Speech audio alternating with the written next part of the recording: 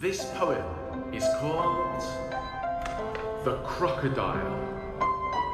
No animal is half as vile as Crocky-Wog the crocodile. On Saturdays he likes to crunch 6 juicy children for his lunch.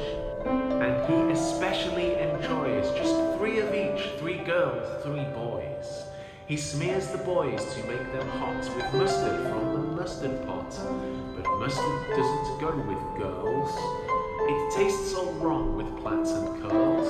With them what goes extremely well is butterscotch and caramel. It's such a super marvellous treat when boys are hot and girls are sweet. At least that's Crocky's point of view. He ought to know, he's had a few. That's all for now, it's time for bed. Lie down and rest your sleepy head. Shh, listen, what is that I hear? Galumphing softly up the stair. Go lock the door and fetch my gun. Go on, child, hurry, quickly, run! No, stop, stand back, he's coming in. Oh look, that greasy greenish skin, the shining teeth, the greedy smile. It's Crocky-Wog the crocodile. This poem is called The Crocodile. Crocodile once dropped a line to a fox to invite him to dine.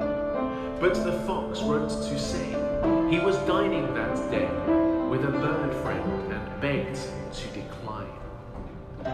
She sent off at once to a goat. Pray don't disappoint me, she wrote. But he answered too late, he'd forgotten the date, having thoughtlessly eaten her note.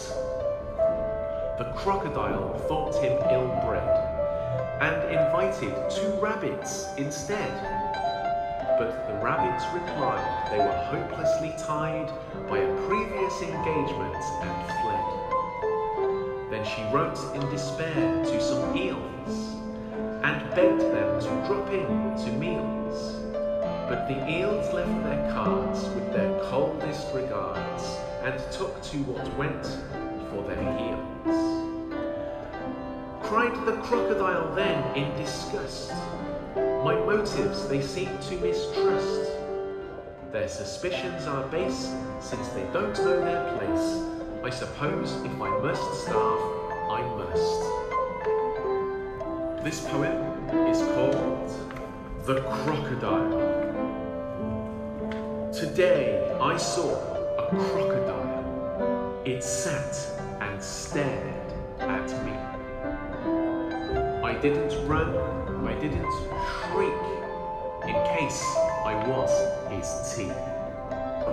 No move I saw the snapper make, his jaws remained tight shut.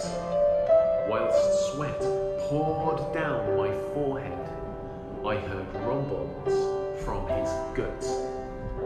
I've been in worse predicaments, but only in my head. Like wrestling with big brown bears and monsters from our shed.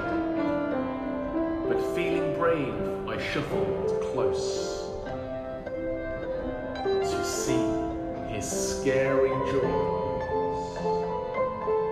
The crocodile was not impressed and flexed his giant claws. The beast prepared to eat me up. He snapped, he snarled, he blew. But I just stood and tapped the glass, 'cause this croc is in the zoo.